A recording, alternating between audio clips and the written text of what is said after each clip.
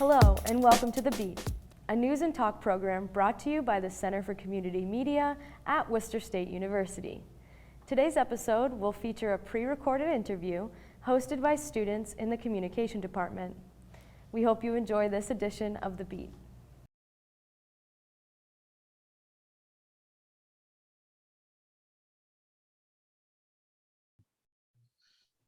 Last summer, the department chair, Sam O'Connell, asked me if I was interested in directing a production this year and give him a list of plays that I would be interested in doing.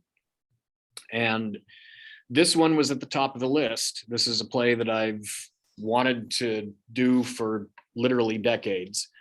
I'm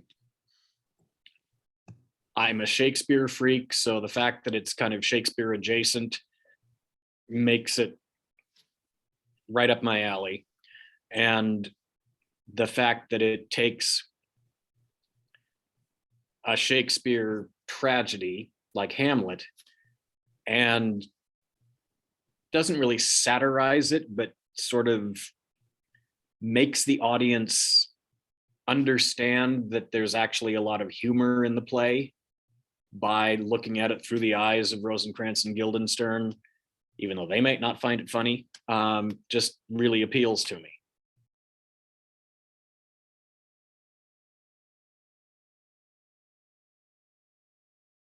The biggest advantage to me as the director is to have the two stage managers kind of combined into a team, one being a very experienced stage manager, one less experienced in stage management, but proven to be a very, very adept dramaturg.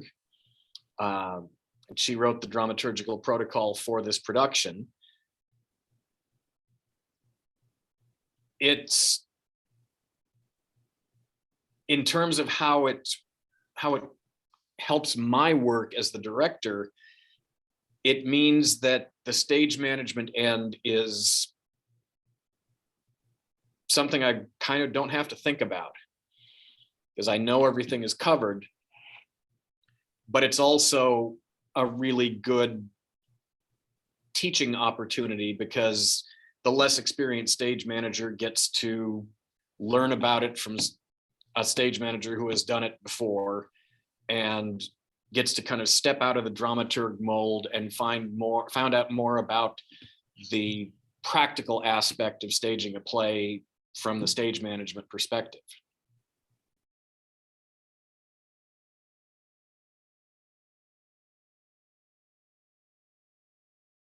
The idea came about because the composer, Julian Wagner, was in my third year practicum class last fall. And when we got to the midterm point at which I asked students in the practicum, regardless of what their medium is, since it's a VPA practicum, not strictly a theater practicum, to bring in an example of their work. And Julian brought in some examples of his compositions. And I found them really striking. And he proposed the idea towards the end of last semester. Did I think it would be possible for him to do a capstone project, writing music for a theater production? And there are a lot of music cues written into the script of Rosencrantz and Guildenstern Are Dead. And when Julian brought the idea up, I immediately said, well, yes, I do think it's possible. On top of that, how would you like to write music for this show? And I explained a bit about the show to him, and he was very intrigued with the idea, and we took off from there.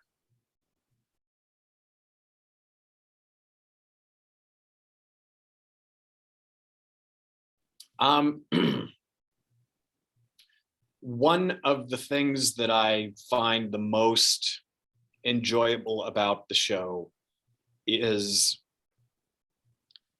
how the show comments on theater itself.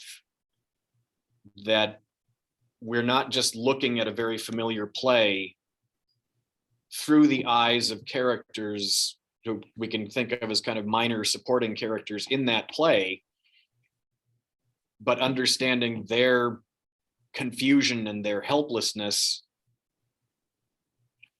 in scenes that they're not actually in. What do they do? How do they try to make sense of the world of the play in the scenes they're not in? How do they try to put the pieces of the puzzle together? While at the same time, the audience is trying to do that with this play. And a lot of that is kind of bridged by how meta-theatrical the play is, that it is a play that comments on theater. And the character of the player is the one who does that the most often. And the quote that I gave to Sam, the department chair, to include in the notes for the program, that's probably my favorite lines in the play, is when the player asks Rosencrantz and Guildenstern if they're familiar with the play after the group of players has been doing a dumb show that is essentially Hamlet. And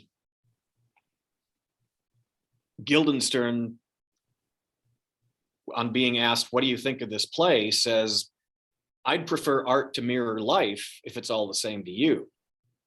And the player says, oh, it's all the same to me, sir. And that's just a beautiful summary of what I think makes this play so interesting and special.